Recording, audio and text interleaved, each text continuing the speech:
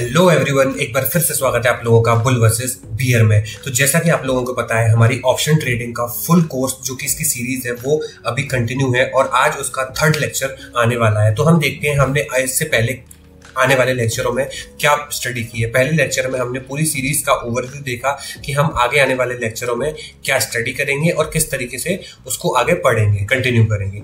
तो और उसके बाद सेकंड लेक्चर जो आया, सेकंड लेक्चर ये था। सेकंड लेक्चर में हमने देखा स्टॉक मार्केट क्या होता है, फिर हमने देखा ऑप्शन ट्रेडिंग क्या होता है, एनएससी क्या होता है, बीएससी क्या होता है, और भी एक दो चीजें और हमने एक्स्ट्रा इसमें ऐड की, वो भी हमने देखी। आज हम थर्ड लेक्चर के बारे में पढ़ने वाले हैं जो कि है बेसिक्स ऑफ ऑप्शन ट्रेडिंग।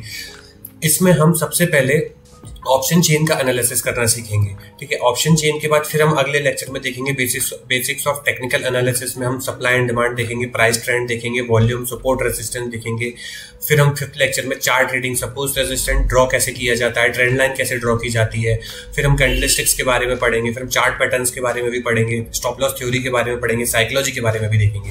तो हमारी इस सीरीज का थर्ड लेक्चर है जिसमें हम बेसिक्स ऑफ ऑप्शन ट्रेडिंग में ऑप्शन चेन का एनालिसिस किस तरीके से किया जाता है वो हम देखेंगे। तो देखिए, ऑप्शन चेन में बहुत सारा डेटा दिया हुआ होता है, लेकिन हमारे लिए कौन सा डेटा हमारे लिए इंपॉर्टेंट है, हम सिर्फ उसी डेटा पर फोकस करेंगे। तो ऑप्शन चेन पर सबसे पहले हमारे लिए डेटा जो इंपॉर्टेंट है वो हमें देखना है। टर्म कॉल क्या होता है ये हमें सीखना है, पुट क्या होता है, ग्रीक्स क्या होते हैं, ग्रीक्स में हम देखेंगे थीटा डिके, डेल्टा क्या होता है, ये सब हम पढ़ेंगे। स्ट्राइक प्राइस देखेंगे, स्ट्राइक प्राइस कौन सी चूज करते हैं, कौन सी स्ट्राइक प्राइस सही चूज करनी चाहिए, ये भी हम देखेंगे। ओपन इंटरेस्ट क्या होता है ये भी हम देखेंगे, और वॉल्यूम क्या होता है, ये हम इतनी सारी चीजें हम पढ़ेंगे ऑप्शन ट्रेडिंग में, ऑप्शन चेन में। तो ये देखिए ऑप्शन चेन का ये आपके सामने स्क्रीनशॉट लगा हुआ है। तो ये ऑप्शन ट्रेडिंग का, सबसे पहले हम ऑप्शन ट्रेडिंग की बेसिक डेफिनेशन पढ़ते हैं, फिर मैं बताऊंगा ऑप्शन ट्रेडिंग का मतलब क्या होता है और ऑप्शन ट्रेडिंग का एनालिसिस क्यों करना जरूरी है। तो ऑप्शन चेन का डेफिनेशन है, an option chain also known as option matrix is a listing of all available option contracts for a given security। मतलब ऑप्शन चेन को ऑप्शन मैट्रिक्स भी कहा जाता है, ऑप्शन चेन को ऑप्शन मैट्रिक्स भी कहा जाता है। इसमें क्या है, सारे जो ऑप्शंस कॉन्ट्रैक्ट्स होते हैं वो अवेलेबल होते हैं। ये जो ऑप्शंस, ये कॉल का डेटा दिया है, ये पुट का डेटा दिया है, ये स्ट्राइक प्राइस दी गई है, ये वाली, इसमें सारा डेटा होता है, वो हमें ऑप्शन चेन में दिखाई देता है, ठीक है। इसके बाद क्या दिया है, it shows all listed puts, call and their expiration, strike price and volume and pricing information for a single underlying asset with a given maturity of period। देखो, मतलब इसमें पुट का डेटा दे, पुट का, कॉल का, expiry date कब है, strike price कौन सी है, वॉल्यूम क्या है, ये सारा डेटा हमें ऑप्शन चेन में मिलता है। मतलब अगर हम कोई भी कॉल या पुट, हम कोई भी ऑप्शन बाय करेंगे ना, तो उसके लिए हमें ऑप्शन चेन का डेटा पता होना चाहिए, तभी हम उस ऑप्शन को बाय या सेल कर सकते हैं। तो ठीक है, अब इस तरीके से अब हम देखते हैं कि ऑप्शन चेन को आप किस तरीके से देख सकते हो, आप गूगल पर सर्च किस तरीके से कर सकते हो। फिर हम देखते हैं कि ऑप्शन चेन का एनालिसिस कैसे करते हैं। अपने ब्राउजर पर आकर आपको ऑप्शन चेन सर्च कर लेना है। ये आपको सबसे पहली वेबसाइट दिखाई देगी एनएससी इंडिया की, इस पर आप क्लिक करेंगे तो आपके सामने ऑप्शन चेन ओपन हो जाएगी। ये देखिए, ये आपके सामने ऑप्शन चेन ओपन है। अब इस ऑप्शन चेन में क्या क्या दिया हुआ है वो हम देखते हैं। सबसे पहले ये आप बॉक्स देख रहे होंगे, इसमें आप निफ्टी का, फिन निफ्टी का, बैंक निफ्टी का, मिड कैप निफ्टी का डेटा देख सकते हैं। तो हम बेसिकली निफ्टी का डेटा देखते हैं, हम निफ्टी सिलेक्ट करते हैं। उसके बाद आपको ये ऑप्शन छोड़ देना है। फिर ये एक्सपायरी डेट, यानी कि ये 4 मई 2023 की एक्सपायरी डेट का डेटा है। अब अगर मुझे आगे की एक्सपायरी डेट का डेटा देखना है तो मैं यहाँ से 11 मई सिलेक्ट कर सकता हूँ, 18 मई सिलेक्ट कर सकता हूँ। जो भी इसकी एक्सपायरी डेट होगी, उस एक्सपायरी डेट का आपको डेटा देखना है, वो आप यहां से सिलेक्ट कर लेते हैं। हम 4 मई का डेटा देखना चाहते हैं। स्ट्राइक प्राइस भी आप यहां से चूज कर सकते हैं, लेकिन स्ट्राइक प्राइस नहीं, अभी ये 2 डेटा हमारे काम का है। हम निफ्टी चूज कर लिया, हमने 4 मई 2023 का हमने डेटा चूज कर लिया कि हमें ये देखना है। अब आपके सामने ये ऑप्शन चेन दिखाई दे रही है सामने। अब हम इस ऑप्शन चेन को समझते हैं कि ये जो सारा डेटा है वो किस तरीके से हम इसको स्टडी कर सकते हैं। ऑप्शन चेन को समझने से पहले हमें यह समझना जरूरी है कि हमें ऑप्शन चेन की एनालिसिस करना क्यों है। सबसे पहला पॉइंट, ऑप्शन चेन की एनालिसिस हमें क्यों करनी है, क्योंकि इसमें सारा डेटा दिया होता है। इसी ऑप्शन चेन की वजह से हम ये देख पाते हैं कि हमें कौन सी स्ट्राइक प्राइस का कौन सा ऑप्शन खरीदना है या कौन सा ऑप्शन सेल करना है। दूसरा पॉइंट, ऑप्शन चेन का एनालिसिस करके हम इंट्राडे ट्रेडिंग में अपना ट्रेड प्लान कर सकते हैं, मार्केट का जो डायरेक्शन है वो हम प्रिडिक्ट कर सकते हैं पहले से। 100% तो प्रिडिक्शन नहीं होता है, लेकिन हम कुछ हद तक ये प्रिडिक्ट कर सकते हैं, ये आइडिया लगा सकते हैं कि आज मार्केट किस तरीके से मूव करेगा। वो हम किस तरीके से आइडिया लगा सकते हैं वो हम आगे जाके ऑप्शन चेन में देखेंगे। और अगर आपके सामने अगर दो ऑप्शन है, प्राइस एक्शन अगर कुछ और बोल रहा है, ऑप्शन चेन अगर कुछ और बोल रही है, तो हम प्राइस एक्शन के डेटा पर ज्यादा रिलाई करेंगे as compare to option chain के डेटा पर। तो ऑप्शन चेन का डेटा हमें कब समझ में आता है, कब हमें बेनिफिट करता है, जब हमारा प्राइस एक्शन एक डायरेक्शन में है और उसी डायरेक्शन का डेटा अगर ऑप्शन चेन भी बोल रहा है, ऑप्शन चेन भी बोल रही है कि मार्केट मान लो बुलिश है और प्राइस एक्शन भी बोल रहा है मार्केट बुलिश है, तब जाके आपको बड़े प्रॉफिट्स या फिर आपको बड़ी रैलीज कैप्चर करने को मिलती है। तो इसलिए ये ऑप्शन चेन हमें समझ में आना जरूरी है और इसकी नॉलेज हमें होना जरूरी है, तभी हम मार्केट का जो डायरेक्शन है वो एक्यूरेसी अपनी इंक्रीज करने में इसकी हेल्प लेनी हमें बहुत जरूरी है। तो सबसे पहले हम देखते हैं इसका एनालिसिस किस तरीके से कर सकते हैं। तो ये आपके सामने ऑप्शन चेन दिखाई दे रही होगी। इस ऑप्शन चेन को 3 पार्ट्स में आपको डिवाइड करके समझना है। तो सबसे पहला पार्ट हो गया, ये हो गई इसकी स्ट्राइक प्राइस। ये बीच वाला जो है कॉलम, इसको हम स्ट्राइक प्राइस बोलते हैं, ठीक है। ये जो लेफ्ट वाला कॉलम है, ये हो गया कॉल का बॉक्स, मतलब इसमें कॉल का डेटा दिया है। और ये राइट वाला जो बॉक्स हो गया, ये हो गया पुट का डेटा, मतलब यहाँ पर पुट का डेटा दिया हुआ है। तो ऑप्शन चेन को सबसे पहले जब आप ऑप्शन चेन आपके सामने आएगी तो आपको क्या करना है, 3 पार्ट्स में डिवाइड करना है। बीच वाला जो पार्ट है वो स्ट्राइक प्राइस का है, और जो लेफ्ट वाला बॉक्स है वो कॉल का बॉक्स हो गया, और जो राइट वाला बॉक्स हो गया वो पुट का बॉक्स हो गया, मतलब उसमें पुट का डेटा दिया हुआ है। अब हम देखते हैं कि इस स्ट्राइक प्राइस का मतलब क्या है। मान लो निफ्टी अभी 18,050 पर चल रहा है, ठीक है। निफ्टी अभी 18,050 पर चल रहा है, यानी तो निफ्टी कभी ना कभी 18,000 पर भी रहा होगा। इसका डेटा थोड़ा सा रिवर्स होता है, आप एक बार इसको डेटा को समझिए। 18,050 यहाँ है ना, तो 18,100 नीचे की साइड होगा, 18,150 और नीचे होगा, 18,200 नीचे, उसके और नीचे होगा। और इस साइड को ऊपर की तरफ अगर आप इधर की तरफ जाएंगे, ऊपर की तरफ, तो आपको डेटा कम मिलेगा। 18,050 यहाँ था, 18,000 यहाँ है, 17,950 यहाँ है, 17,900 यहाँ है। तो इस तरीके से इसका डेटा इसमें मेंशन होता है, ये आपको ध्यान रखना है। अब 18,050 पर अगर निफ्टी चल रहा है, और अगर 18,050 का, ये देखो पहले एक बार आप ये ऊपर डेटा देखो, क्या क्या डेटा दिया है। आस्क क्वांटिटी दी है, ये हमारे मतलब की नहीं है। आस्क वैल्यू दी है, ये हमारे मतलब की नहीं है। बिड नहीं है, बिड क्वांटिटी मतलब की नहीं है। चेंज भी मतलब की नहीं है। ये एलटीपी हमारे मतलब का है। ये वॉल्यूम हमारे मतलब का है। चेंज इन वॉल्यूम हमारे मतलब का है। और ओआई मतलब ओपन इंटरेस्ट, ये भी हमारे मतलब का है। ये सारा डेटा हम कॉल का या और पुट का दोनों का समझने की कोशिश करेंगे। तो अगर मान लो निफ्टी 18,050 पे चल रहा है, और 18,050 का अगर मैं कॉल ऑप्शन बाय करना चाहता हूँ। कॉल ऑप्शन बाय कब करोगे, जब मार्केट ऊपर की तरफ जा रहा होता है, जब हमें लगता है कि मार्केट ऊपर की तरफ जाएगा तब हम कॉल ऑप्शन बाय करते हैं। जब हमें लगता है मार्केट नीचे की तरफ आएगा तो हम पुट ऑप्शन बाय करते हैं। ये हम आगे समझेंगे, अभी आप इतना बेसिक समझ लीजिए। तो अगर मान लो 18,050 पर निफ्टी चल रहा है, 18,050 का मुझे लगता है निफ्टी ऊपर जाएगा, मतलब निफ्टी इस साइड आएगा, मतलब मुझे लगता है निफ्टी इस साइड आना चाहिए। 18,050 पर निफ्टी चल रहा है, अगर मैं 18,000, तो मैं क्या बाय करूंगा, कॉल ऑप्शन बाय करूंगा। 18,050 पर अगर निफ्टी चल रहा है तो इसकी ऑप्शन की प्रीमियम मुझे कितना पे करना पड़ेगा, 76 रुपए। 76 रुपए इसका प्रीमियम मुझे पे करना पड़ेगा। अगर 18,050 पर निफ्टी है और मुझे लगता है मार्केट बियरिश होगा, मतलब मार्केट इस साइड जाएगा, तो मैं 18,050 का पुट बाय करूंगा। इसकी वैल्यू, इसका प्रीमियम मुझे कितना पे करना पड़ेगा, 61.25 रुपए पे करना पड़ेगा। मतलब हर प्रीमियम की वैल्यू अलग अलग होती है। आप ये देखो 18,100 के प्रीमियम की वैल्यू देखो, 18,100 के प्रीमियम की वैल्यू कितनी है, ये 21 रुपए थी। 18,100 के पुट के प्रीमियम की वैल्यू कितनी है, 87 रुपए। फिर 18,150 के प्रीमियम की वैल्यू कितनी है, 31 रुपए। 18,050 के पुट की वैल्यू कितनी है, 115 रुपए। तो ये इतने सारे जो स्ट्राइक प्राइस दी गई हैं, उनकी हमें उनके ऑप्शंस की वैल्यू भी अलग अलग शो होंगी। तो अगर मैं 18,050 का कॉल ऑप्शन बाय खरीदता हूं तो मुझे 76 रुपए पे करने हैं। अगर मैं वही 18,500 का कॉल ऑप्शन खरीद लूं तो मुझे 1 रुपए 60 पैसे ही देने पड़ रहे हैं। और वहीं अगर मैं 17,500 का कॉल ऑप्शन खरीदूं तो मुझे 520 रुपए पे करने पड़ रहे हैं। तो इतना सारा जो डिफरेंस आपके सामने दिखाई दे रहा है ऑप्शंस में, ये क्यों है? यही हमें समझना है कि कौन सी स्ट्राइक प्राइस, ये तो बहुत सारी स्ट्राइक प्राइस दी गई है, तो हमें कौन सी चूज करनी है, हमारे लिए कौन सी स्ट्राइक प्राइस सही होती है, वो हम समझेंगे। कौन कौन सी स्ट्राइक प्राइस चूज करनी होती है? 3 स्ट्राइक प्राइस होती है। कौन कौन सी? In the money, at the money और आउट ऑफ द मनी। तो ये 3 हम समझेंगे। तो अब आपका फोकस पूरी तरह से इस वीडियो पर होना चाहिए। अब हम समझेंगे कॉल या पुट क्या होता है, ठीक है। अब हम 1 बाय 1 करके उन टर्म को समझते चलते हैं, फिर हम एग्जांपल के थ्रू हम ऑप्शन चेन को देखेंगे कि वो सारा डेटा कंबाइन करके हम ऑप्शन चेन को किस तरीके से देख सकते हैं। तो सबसे पहले कॉल या पुट क्या होता है, सबसे पहले हम बायर्स के नजरिए से देखते हैं, ठीक है। अगर हम बायर्स हैं, अगर हम ऑप्शन बायर्स हैं और हमें लगता है कि मार्केट ऊपर जाएगा, तो हम क्या करेंगे? हम कॉल ऑप्शन बाय कर लेंगे। सिंपल, कुछ नहीं करना। अगर हम बायर्स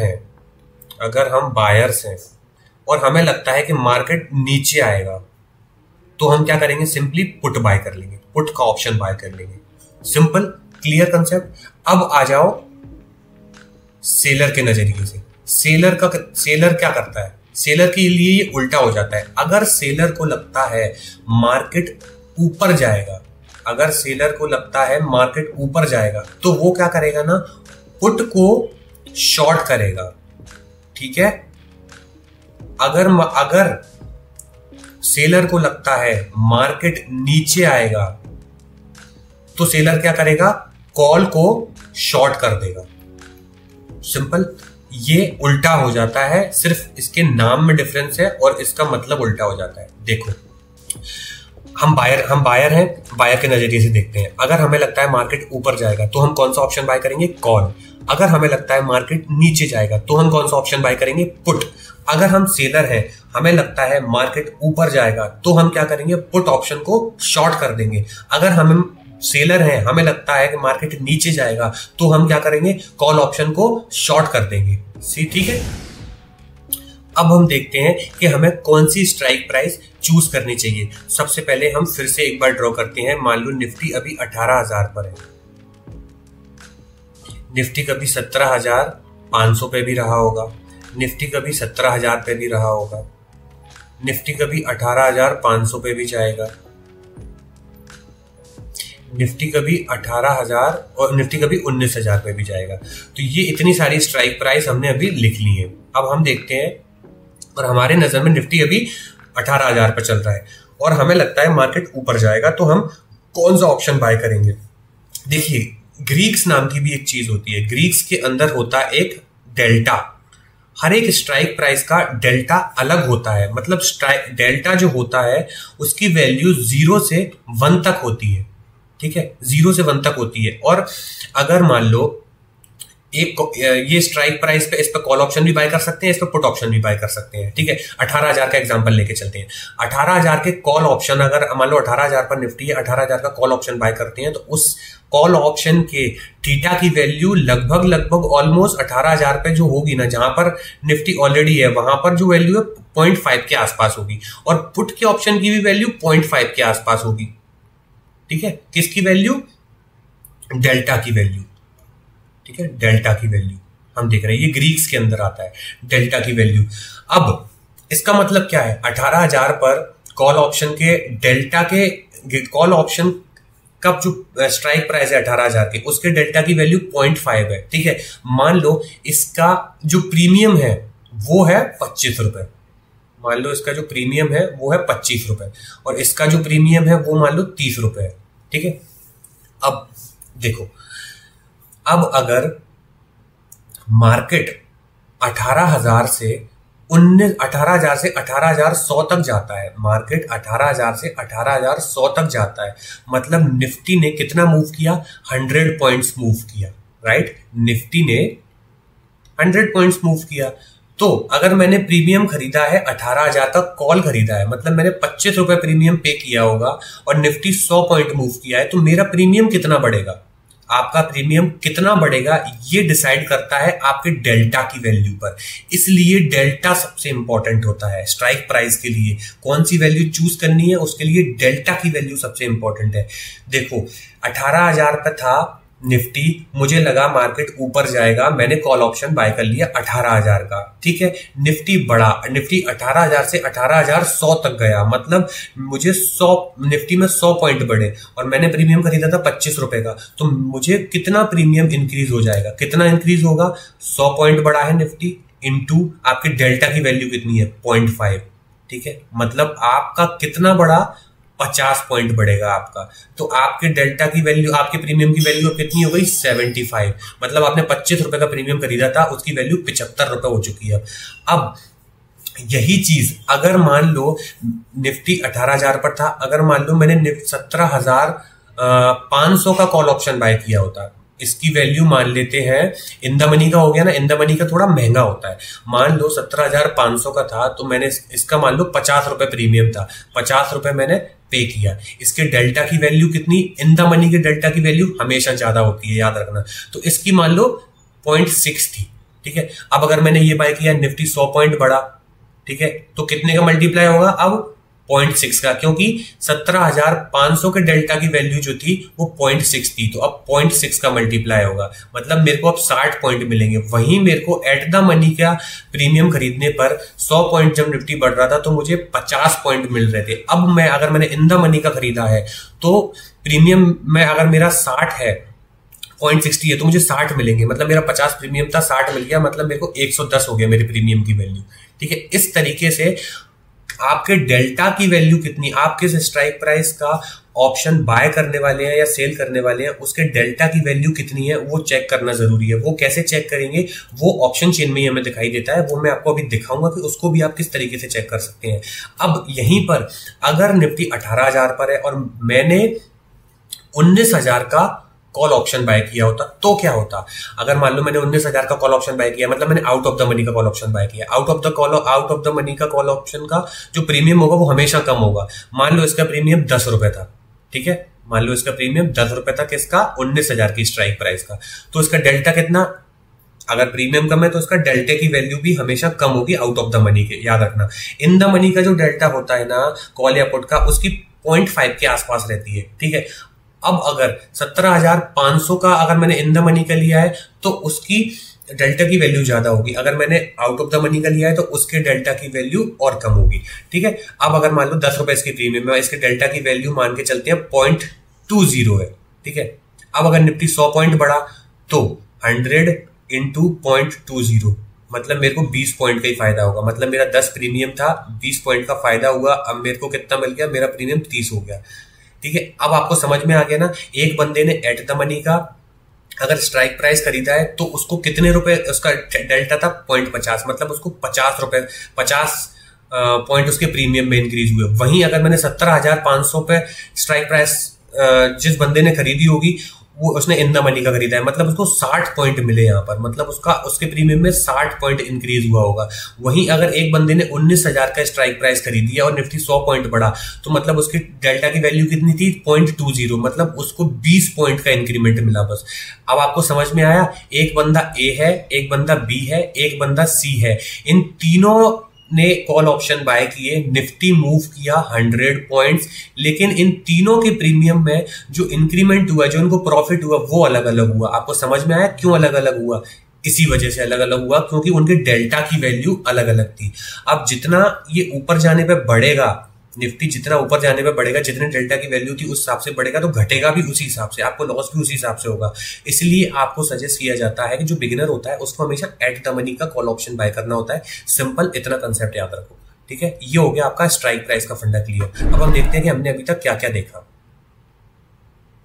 सबसे पहले कॉल ऑप्शन देख लिया हमने, क्या है, मार्केट ऊपर जा रहा हो कॉल ऑप्शन बाय कर लो, ठीक है। पुट देख लिया हमने, क्या, मार्केट नीचे आ रहा हो पुट ऑप्शन बाय कर लो, पुट ऑप्शन बाय कर लो, ठीक है।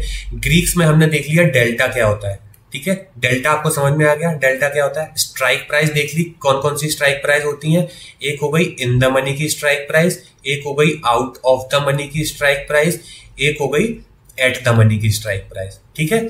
ये 3 स्ट्राइक प्राइस होती हैं। इन हर एक स्ट्राइक प्राइस का डेल्टा की वैल्यू अलग होती है, ठीक है। हमेशा जब एट द मनी का स्ट्राइक प्राइस हम खरीदने की सलाह देते हैं तो एट द मनी के जो स्ट्राइक प्राइस की वैल्यू होती है वो हमेशा 0.5 के करीब होती है, चाहे वो कॉल की हो या पुट की हो, ठीक है। ठीक है, ये इतने सारे पॉइंट अब कवर हो गए। अब हमारे 2 पॉइंट बचे, एक बचा ओपन इंटरेस्ट और एक बचा वॉल्यूम। अब हम देखते हैं ओपन इंटरेस्ट और वॉल्यूम क्या होता है।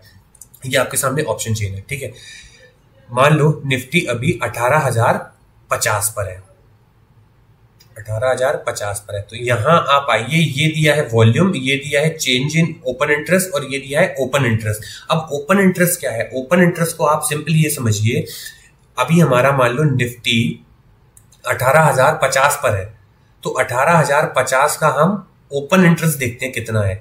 18,050 का ओपन इंटरेस्ट है 31,038, ठीक है। 18,050 के पुट का ओपन इंटरेस्ट कितना है? 29,233। मतलब नंबर कौन सा बड़ा है? पुट का जो ओपन इंटरेस्ट है वो ज्यादा बड़ा है एज कंपेयर टू कॉल के ऑप्शन को।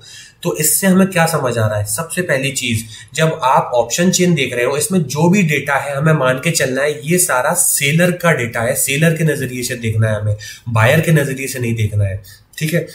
तो मतलब यहां पर सेलर ने क्या कर रखा है, 18,000 का जो 18,050 का जो स्ट्राइक प्राइस का जो इस पे जो ओपन इंटरेस्ट है वो 31,000 है। मतलब इसने 31,000 का कॉल शॉर्ट किया होगा, समझ रहे हो आप? मतलब सेलर क्या चाहता है, बायर, अगर बायर ने खरीदा होता 18,050 का जो कॉल ऑप्शन है वो बायर ने खरीदा होता, तो मतलब बायर का सेंटीमेंट क्या होता कि मार्केट ऊपर जाना चाहिए। लेकिन अगर 18,050 के स्ट्राइक प्राइस का कॉल ऑप्शन शॉर्ट किया है सेलर ने, तो उसका व्यू क्या होगा कि मार्केट नीचे जाना चाहिए, क्योंकि सेलर के लिए हमेशा उल्टी चीज होती है, ठीक है।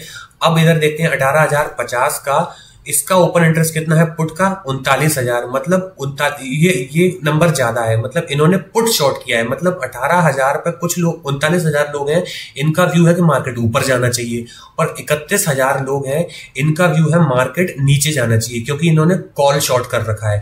तो इस डेटा से, ओपन इंटरेस्ट के डेटा से हमें ये मालूम चलता है कि मार्केट किधर की साइड आज जाना चाहिए, या उस एक्सपायरी पर मार्केट का जो सेंटीमेंट है वो बुलिश है, बियरिश है, या साइडवेज है, ठीक है। अब अगर देखो, अब अगर मान के चलो 18,000 पर 18,050 पे चल रहा है, 18,000 पे यहाँ पे 5 लाख कॉल शॉर्ट किया होता लोगों ने, और इधर ही पुट साइड भी 5 लाख लोगों ने कॉल शॉर्ट किया होता। सेम और 18,050 पे किया था, 18,000 पर भी यही होता।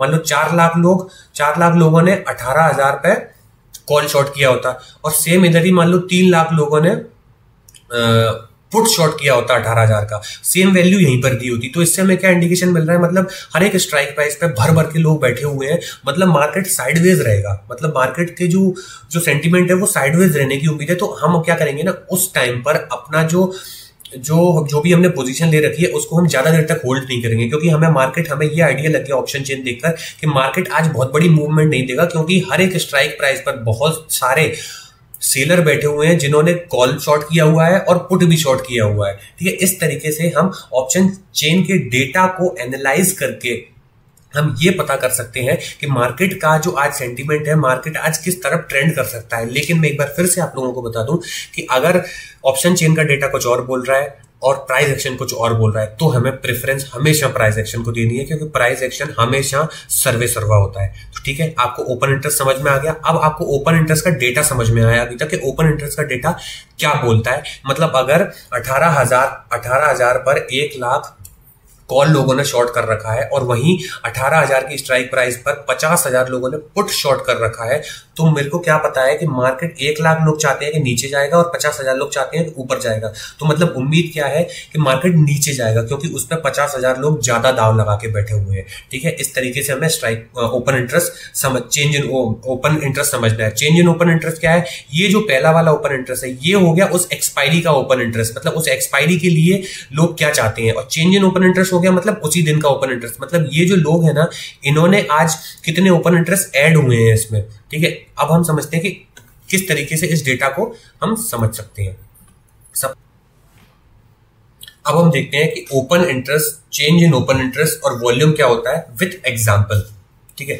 तो सबसे पहले मार्केट में मान के चलो एक ए बंदा है और एक बी बंदा है, ठीक है। ए जो है वो है सेलर और बी जो है वो है बायर। अगर ए ने कहा कि भैया मैं 100 शेयर सेल करना चाहता हूं, क्या आप खरीदना चाहते हैं? बी ने कहा ठीक है भैया हम खरीदना चाहते हैं। तो इस समय मान लो 1 तारीख है और 10 तारीख इसकी मतलब 31 जनवरी मान लो इसकी एक्सपायरी डेट है। 1 जनवरी को हमने खरीदा, 31 जनवरी को इसकी एक्सपायरी डेट है, मतलब 30 दिन का हमारे पास समय है। 30 दिन के अंदर ही अंदर ये ऑप्शन खरीदा या बेचा जा सकता है। ठीक है, ये हुआ एक केस। अब इस समय ओपन इंटरेस्ट कितना हो गया? ओपन इंटरेस्ट इस समय हो गया 100 और वॉल्यूम कितना हो गया इस समय? वॉल्यूम कितना हो गया? वॉल्यूम भी हो गया 100, क्योंकि ओपन इंटरेस्ट क्या होता है ना, कितने कॉन्ट्रैक्ट अभी मार्केट में ओपन है। तो कितने कॉन्ट्रैक्ट अभी मार्केट में ओपन है? 100। मतलब ए ने 100 शेयर सेल किए हैं बी को, लेकिन बी ने अभी तक वापस नहीं किए। बी ने फिर से वापस इनको सेटल नहीं किया है। तो मतलब अभी मार्केट में 100 ओपन इंटरेस्ट अभी अवेलेबल है। तो हमें ओपन इंटरेस्ट में ऑप्शन चेन में कितना दिखाई देगा? 100। और वॉल्यूम कितना दिखाई देगा? 100। वॉल्यूम मतलब कितने शेयर का ट्रांजेक्शन हुआ है वो वॉल्यूम है। ठीक है, और ओपन इंटरेस्ट क्या है? कितने अभी पोजीशन, कितने कॉन्ट्रैक्ट्स अभी मार्केट में ओपन है। ठीक है, अब एक्सपायरी के दिन पहले 25 तारीख के आसपास मान लो 25 जनवरी के आसपास बी गया, बी ने बोला ए से कि भैया ये अपने 100 शेयर थे, अब इनको वापस ले लो, क्योंकि कॉन्ट्रैक्ट अभी एक ही हुआ है। मतलब एक कॉन्ट्रैक्ट के पीछे दो लोग होने चाहिए, एक सेलर एक बायर। एक आदमी जब सेल करेगा कोई चीज तो उसको बाय भी तो करनी पड़ेगी, तभी तो वो कॉन्ट्रैक्ट ओपन होगा। तो इन्होंने एक बार सेल किया, एक बार बाय किया। अब वही जो बी था अब वो वापस बेचने के लिए आया एक्सपायरी के पहले, क्योंकि सेटल करना है कॉन्ट्रैक्ट, और ए ने वापस खरीद लिए। ठीक है, जो भी प्रॉफिट लॉस हुआ इन्होंने खरीद लिए। अब इस कंडीशन में ओपन इंटरेस्ट कितना हो गया आप बताओ, और वॉल्यूम कितना हो गया? ट्रांजेक्शन 2 बार हो गया ना, एक बार 100 का यहाँ ट्रांजेक्शन हुआ, एक बार 100 का यहाँ ट्रांजेक्शन हुआ। तो कितना ओपन इंटरेस्ट हो गया? ओपन इंटरेस्ट वॉल्यूम कितना हो गया? वॉल्यूम हो गया 200, क्योंकि 2 बार ट्रांजेक्शन हुआ है। और ओपन इंटरेस्ट कितना हो गया? ओपन इंटरेस्ट हो गया 0, क्योंकि अब ये जो कॉन्ट्रैक्ट्स थे ना ये क्लोज हो चुके हैं। तो अब हमें कितना दिखाई देगा ओपन इंटरेस्ट उसमें ऑप्शन चेन में? 0 दिखाई देगा। और वॉल्यूम कितना दिखाई देगा? 200 दिखाई देगा। इसलिए वॉल्यूम हमेशा इंक्रीज होगा, और ओपन इंटरेस्ट बढ़ भी सकता है घट भी सकता है, लेकिन वॉल्यूम हमेशा इंक्रीज होगा। तो इस तरीके से ओपन इंटरेस्ट मतलब कितने लोगों ने कितनी कॉन्ट्रैक्ट्स अभी मार्केट में ओपन है, ये हमें ओपन इंटरेस्ट का डेटा देखकर पता चलता है। और चेंज इन ओपन इंटरेस्ट क्या है? सिंपली कि उसी दिन कितने लोग ऐड हुए हैं, कितने लोग और नेगेटिव कितने लोगों ने अपनी पोजीशन क्लोज कर दी है, वो हमें चेंज इन ओपन इंटरेस्ट में मतलब दिखाई देता है। तो ये तीनों चीजें आपके सामने क्लियर है। ओपन इंटरेस्ट क्या होता है, चेंज इन ओपन इंटरेस्ट क्या होता है, और वॉल्यूम्स क्या होते हैं। अब एक बार देख लो हमने क्या क्या पढ़ा है, एक बार हम रिवाइज करते हैं। ऑप्शन चेन हमें एनालिसिस करनी थी। ऑप्शन चेन में हमें क्या देखना था? सबसे पहले हमें देखना था कॉल क्या होता है। कॉल क्या? मार्केट जब बुलिश हो तो कॉल बाय कर लो। ठीक है, फिर हमने देखा पुट क्या होता है, मतलब मार्केट जब बियरिश हो तो हमें पुट बाय करना होता है, सिंपल। फिर हमने देखा ग्रीक्स क्या होता है। ग्रीक्स में हमने सबसे इंपॉर्टेंट जो चीज देखी वो देखा हमने डेल्टा क्या होता है। हर एक स्ट्राइक प्राइस का अपना एक अलग अलग डेल्टा होता है। उस डेल्टा के हिसाब से हमें चूज करनी होती है कौन सी स्ट्राइक प्राइस का हमें कॉल या पुट ऑप्शन बाय करना है। ये हो गई स्ट्राइक प्राइस। कौन कौन सी स्ट्राइक प्राइस होती है? 3 तरीके की स्ट्राइक प्राइस होती है। एक होती है एट द मनी, अगर मार्केट 18,000 पर है और 18,000 का ही हम कॉल ऑप्शन या पुट ऑप्शन बाय करते हैं तो एट द मनी का पुट ऑप्शन है। और एक होती है इन द मनी, ये भी आपने सीख ली है कौन सी होती है। एक होती है आउट ऑफ द मनी, और ये भी आपने देख लिया है कि कौन सा 3 तरीके की हमारी स्ट्राइक प्राइस होती है। बिगिनर के लिए कौन सी रिकमेंडेड है? हमेशा इन द मनी का कॉल ऑप्शन या इन द मनी का ही पुट ऑप्शन बाय करेंगे। ठीक है, ओपन इंटरेस्ट क्या हो गया? ओपन इंटरेस्ट में देख लिया कितने कॉन्ट्रैक्ट्स मार्केट में उस एक्सपायरी के रिगार्डिंग ओपन है, वो हो गया ओपन इंटरेस्ट। वॉल्यूम क्या हो गया? कितने शेयर्स का ट्रांजेक्शन हुआ है। अगर मान लो 200 शेयर मार्केट में ओपन कॉन्ट्रैक्ट हुए तो वॉल्यूम हो जाएगा उस समय 200। अगर ये कॉन्ट्रैक्ट क्लोज हो गए तो ओपन इंटरेस्ट हो जाएगा 0, ओपन इंटरेस्ट हो जाएगा 0 और वॉल्यूम हो जाएगा 400, क्योंकि इन 200 शेयर का ट्रांजेक्शन 2 बार हुआ होगा, एक बार बेचने में, एक बार सेल करने, एक बार खरीदने में। तो ये यहाँ पर हमारे बेसिक्स ऑफ ऑप्शन ट्रेडिंग में ऑप्शन चेन हमारी कंप्लीट हो गई है। अब आपने जितना भी ऑप्शन चेन का जो इंपॉर्टेंट डेटा होता है वो हमने सारा सीख लिया है। अगर आपको इस वीडियो को ठीक से समझ में नहीं आई हुई हो तो आप एक बार और इस वीडियो को देख लेना, आपको क्लियर समझ में आ जाएगा कि ऑप्शन चेन का एनालिसिस किस तरीके से करते हैं। अगर आपको ये वीडियो पसंद आई हो तो वीडियो को लाइक कर दो और नीचे कमेंट करके जरूर बता देना। अगर आपको कोई भी चीज समझ में नहीं आई हो तो हम कोशिश करेंगे कि आपको कमेंट बॉक्स में एटलीस्ट वो चीज क्लियर कर दें। और आगे आने वाली और वीडियोस के लिए चैनल को बुल वर्सेस बियर को सब्सक्राइब करते जाना।